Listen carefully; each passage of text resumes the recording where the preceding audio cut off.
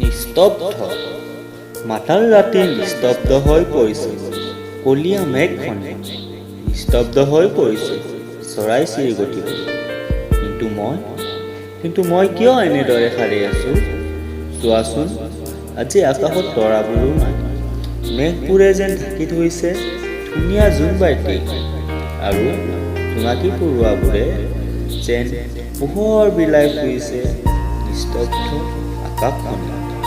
মই নিস্তব্ধ হৈ থাকিব পাৰোঁ, কিন্তু অকলে নহয়, তোমাৰ স্মৃতিবোৰৰ লগত, তোমাৰ লগত দেখা কিছু সপোনবোৰৰ লগত।